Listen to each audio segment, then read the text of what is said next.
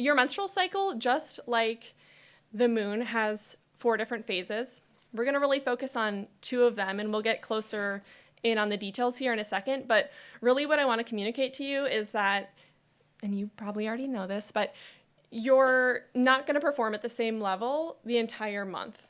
Or for the most part, you might see some fluctuations, and that's okay. That's normal, because that's what the menstrual cycle is, going through these different states, and knowing that it's okay if you don't perform, you don't have the same level of energy every single day. Zooming out and looking more at the macro level of, okay, what is my energy throughout the month? So naturally, the different phases of your cycle will impact, like we mentioned, your speed, your ability to lift heavier in the gym. And we'll come back a little bit to nutrition, how maybe nourishing your body a little bit differently, more or less at different times in your cycle, can help you really get the most bang for your buck.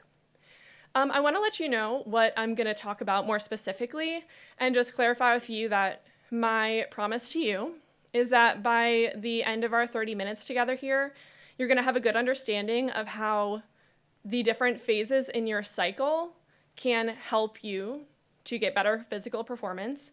You will also understand a little bit better how to troubleshoot any of those unsavory symptoms that you might experience towards the end of your cycle. And then third and final, we're going to come back to this conversation of perimenopause that you've heard a couple of times today, what you can do to prepare yourself, or what is good to keep in mind if you are going through perimenopause as well.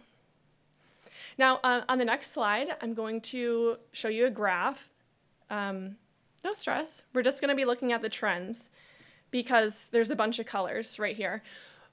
What I want you to take away from this is not what exactly is estrogen or progesterone doing at a certain point, although that is interesting. That might be good for you to be aware of. But the main takeaway, as you look from the left side, where you can see the 1, so it's cycle day 1, coming all the way across to cycle day 28, or however many days your cycle is, right? This graph will trend similarly.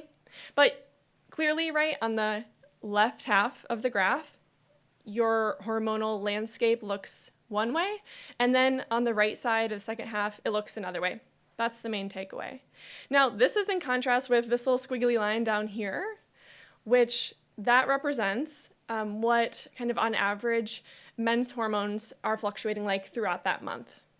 So this is, yeah, a little bit of a difference there. And this is kind of the same way that like our economy as a whole works, that certainly the military as an organism works, right? We go to work and we do the same thing every day, but it's not exactly the same for women's menstrual cycles in our bodies. So just being aware of that can be a really helpful first step in saying like, okay, it's not that I am just weak.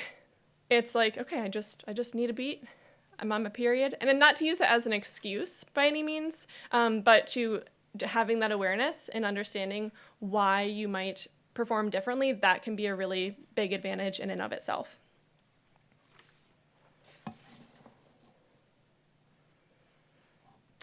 Okay. A couple of you might already be thinking, right, well, I don't have a regular menstrual cycle, or I don't have a cycle at all, so how does what I'm going to talk about apply to you? I think it's important to acknowledge that, again, not everybody's hormones will cycle in accordance with that graph. These are a couple of the main reasons why you might not. So naturally, during pregnancy and postpartum period, the same information we'll go through in a moment won't apply directly. Also, if you are using hormonal birth control or another medication, that will likely be impacting your ovulation as designed, and so you won't go through those same cycles. Stress can also do a real bamboozle on what's going on with your pituitary gland. I think it was Rebecca who mentioned the pituitary gland earlier. It's kind of the master endocrine gland for all of your hormones. So stress can be something that impacts your cycle. And then also, right, if you haven't gotten there yet, we will all someday later in life finish cycling. So what happens when you are in one of these 4 states is just that you have a much more steady hormonal landscape. And so you don't need to do as much, okay, what phase am I in? What should I be doing right now? It will be a little bit more consistent. All right, gang, let's get to the good stuff. So in the first half of your cycle, this is, if you have a 28-day cycle, right? This is the time between the first day of your period. That'll be the first day of your cycle. The first day of your period, cycle day 1, and about cycle day 14, or whatever halfway looks like for you. During this time of your cycle, this is when estrogen levels are rising. And so this is the time that's best for you to be building lean muscle and to be, if you are looking to lean out a little bit, then you're more likely to achieve those goals in the first half of your cycle as well, because estrogen is in tandem with testosterone, which also peaks at the middle of your cycle. That's really supportive of building muscles and really giving it your best effort. So main takeaway, first half of your cycle, that's when you really want to push it. I know that, of course, you cannot say, guys, sorry, I can't do this hike today because I'm in the second half of my cycle, and that's not what I'm suggesting. I'm not that out of touch, guys, so I got you.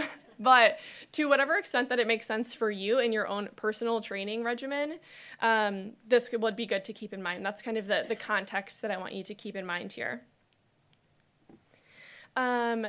It's also worth mentioning, too, that during this first half of your cycle, your body is a little bit more sensitive to insulin, which is a good thing. Insulin is the hormone that kind of goes in, what's the word I'm looking for?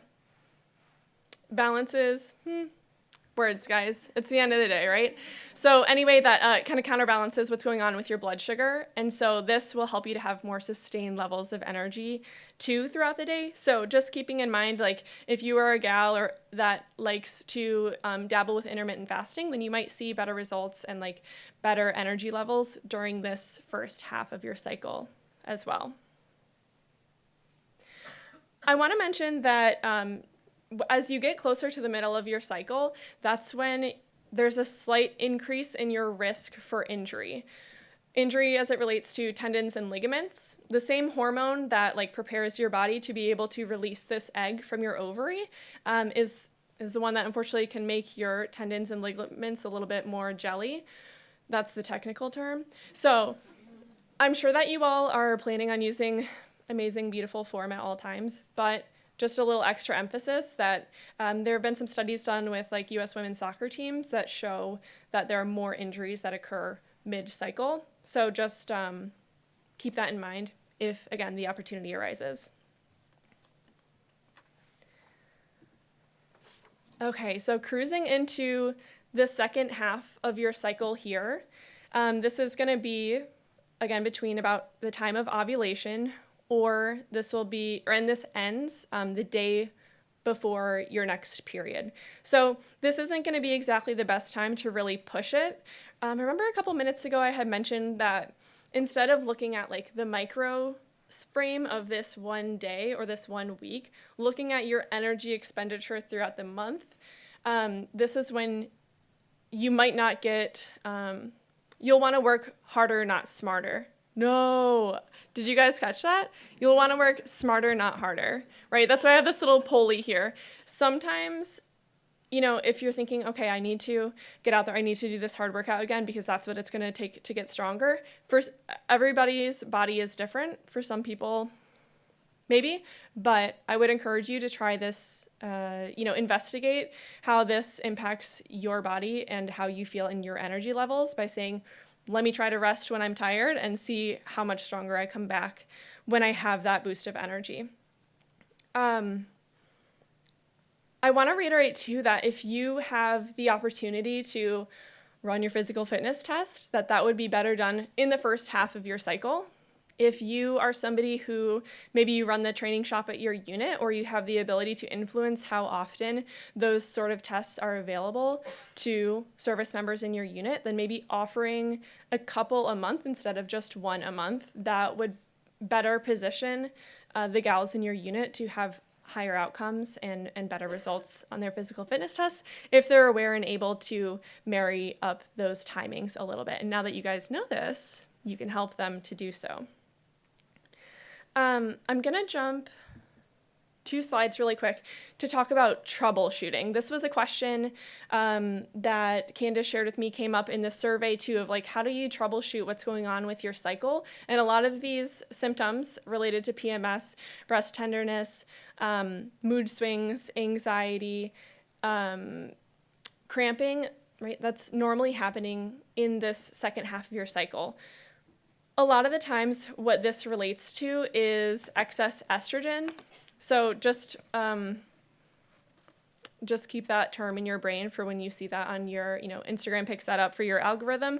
But basically what that means is that if you are focusing on, like if you have access to a sauna, that can be a quick and easy way to help bring those levels down, help you to feel better. It's also a really good opportunity to skip out on the alcohol, skip out on the caffeine, because those alcohol and caffeine are both taxing your liver. And so by giving your liver a little bit of space to do its other jobs of processing out your hormones and detoxing your body of those hormones as well, you're going to be doing yourself a favor and feeling better. Those are a couple of easy ones. I want to talk for just a quick second too about endocrine disrupting chemicals. I think this is something that's a little bit more common in the social media conversation as well. Just being aware of what are all of the things that I put on my body every day, whether it's shampoo and conditioner or lotion or makeup. What are the cleaning products that I'm coming into contact with, and are those some of the cleaner products, or are they more harsh, which can have a negative impact on what's going on with your hormones as well and exacerbate some of those PMS-like symptoms. Now, if you're thinking, okay, Bridget, wait, we're here to talk about optimizing performance. Why are we talking about PMS? Great question. So I'll just kind of ground us by saying if you are having those symptoms and you're able to bring them back into better balance, then that hormone balance in and of itself will help you to get more bang for your buck when it comes to first half, second half emphases. Another thing I want to mention here is that I would recommend you to avoid doing a fasted workout if you feel like something is up. If you have low energy, doing fasted workouts I know is tempting. I definitely had this experience myself as a young lieutenant and captain in the Marine Corps, trying to meet my weight standards and understand how I can get there. But if you're having a bit of hormonal imbalance, doing a fasted workout is going to really increase your stress hormone, and that is something that can also increase estrogen levels and come back to these symptoms that we've touched on.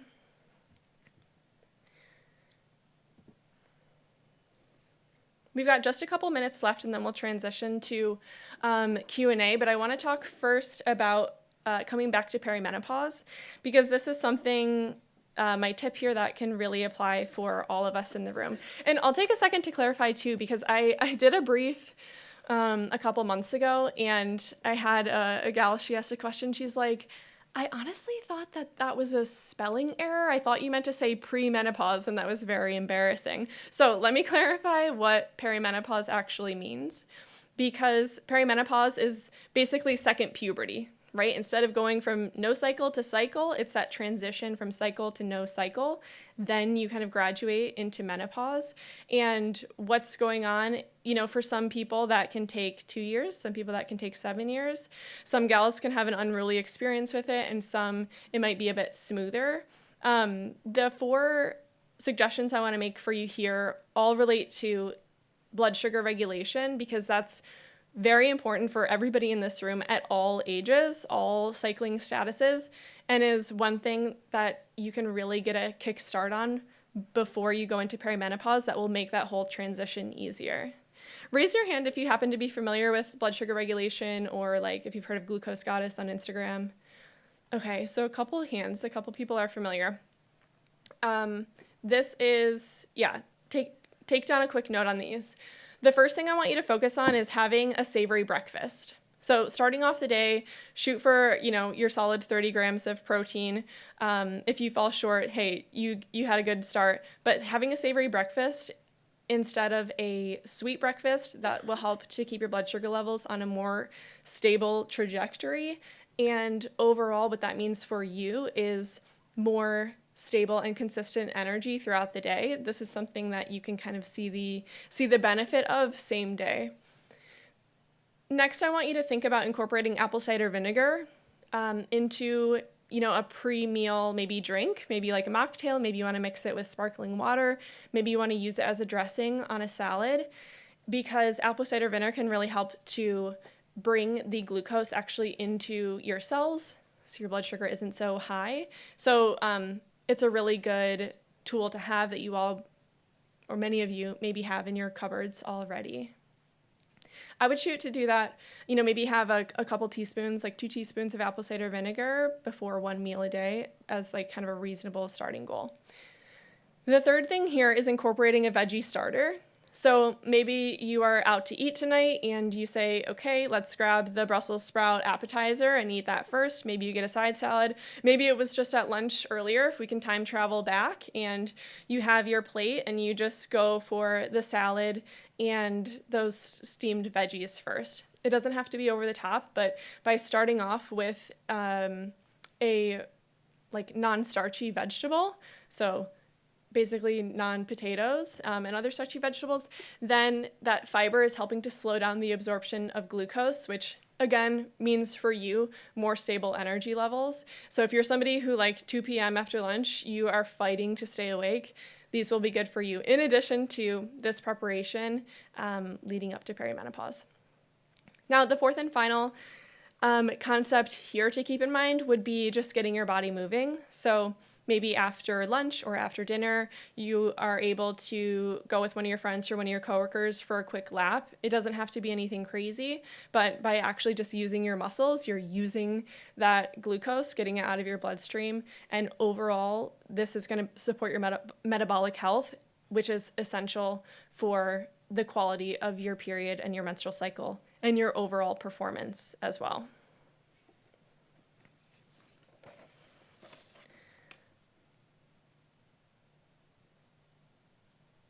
Gang, I think that's what I've got for this slide. So we're going to transition to Q&A.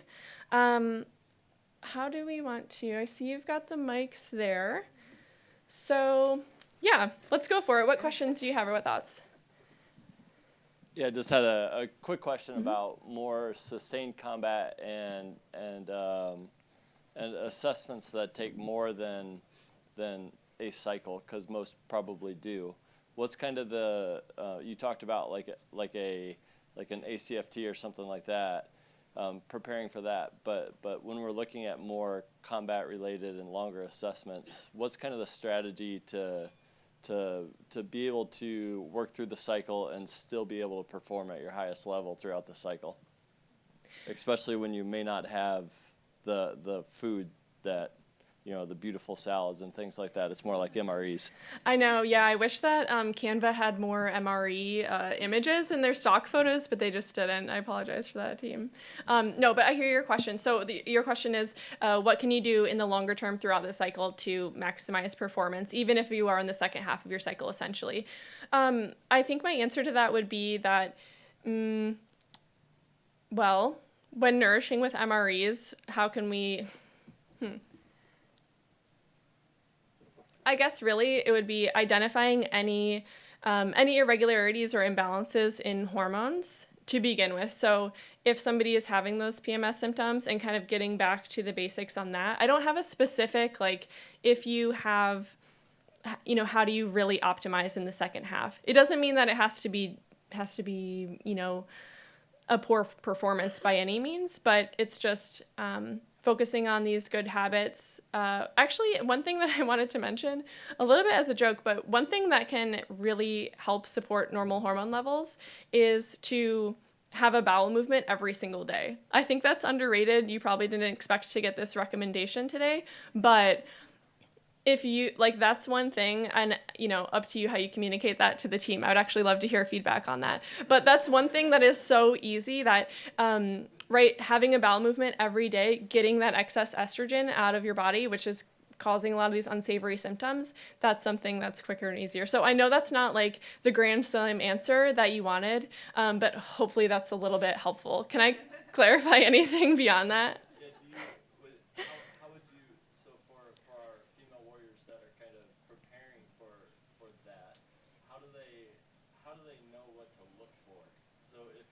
someone is struggling with PMS, then what kind of signs would you say to look for? How do you exacerbate that and possibly a train up so that you know how to react towards it when you get to the assessment? Like, can you do things to make it worse, or is that making things like, are we going off the deep end with that? Like, should we optimize food, nutrition, and sleep during training, or do we get into some of the gray areas to see how we're going to react during those times of stress? It's hard for me to answer because there are so many variables to it, but I think that, right, because like being in a constrained situation when you don't have all of these extra resources, it's hard to identify something specific. I would really focus on the kind of pre-deployment or the training phase in the lead up to it. But maybe would that be okay if after this, when we go out to networking, then let's talk a little bit more, and maybe I can give you a better, clear answer on that. What's your name? Josh. Okay, I'll remember you, Josh. And just a friendly reminder that we will be talking about some of that tomorrow too, so hold that thought. Any other questions? Yeah, so nutritional supplements. She's got a mic for you. Oh, I'm sorry. I'm usually louder. Thank you so much. So, there are a ton of nutritional supplements at this point, and obviously supplementation is very popular. And so I'm wondering if you have any thoughts specifically on supplements that can help with or perhaps should be avoided, in relation to the menstrual cycle specifically. I mean, is creatine monohydrate or hydroxymethylbutyrate? Whey protein should be okay, right? But there are other things that people take to improve or sustain performance, and I'm not sure what the literature says about how those things interact with natural variation in neuroendocrine hormones in women, which is probably something we need to study. Yeah, just from what you mentioned, so when it comes to whey protein, of course, for some people, dairy can be more inflammatory. So gut health is really closely tied to hormonal health. So that, for some people, could be an irritant and could exacerbate other unsavory menstrual cycle symptoms. You mentioned, or like when I'm thinking of BCAAs, there are a couple of specific amino acids that can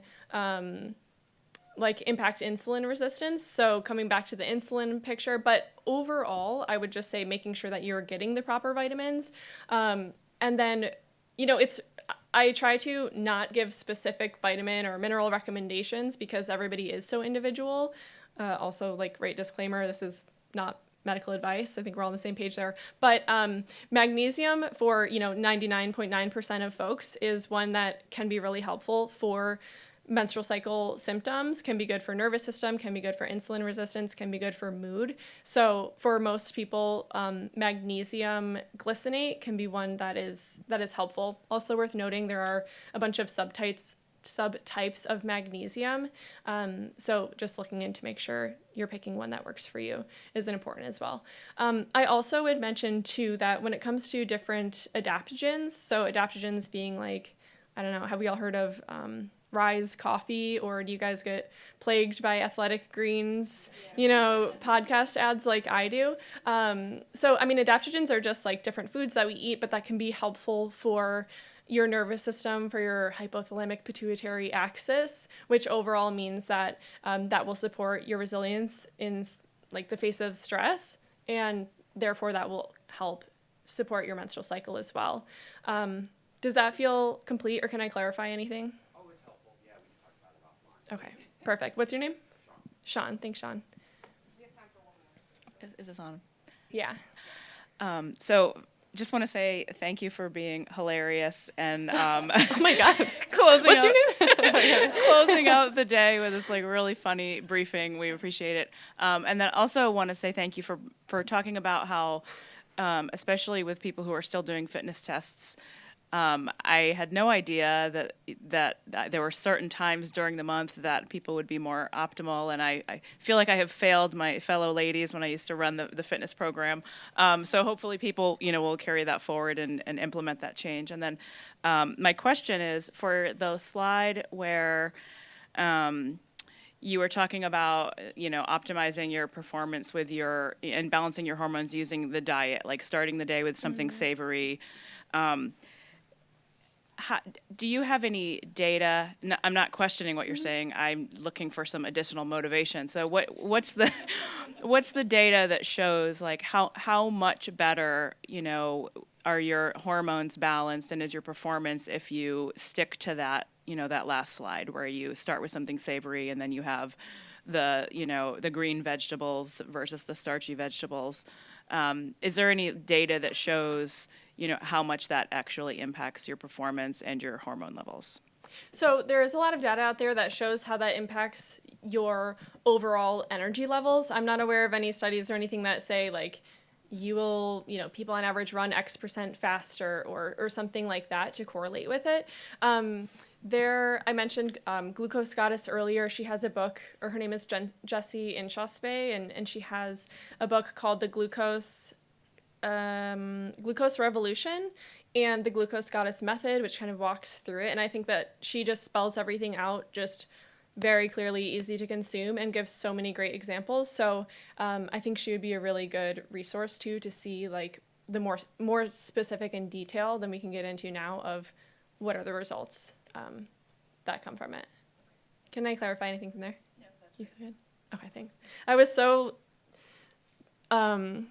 in awe of your compliment. I accidentally zoomed in on the slides here, and I was like, what happened here?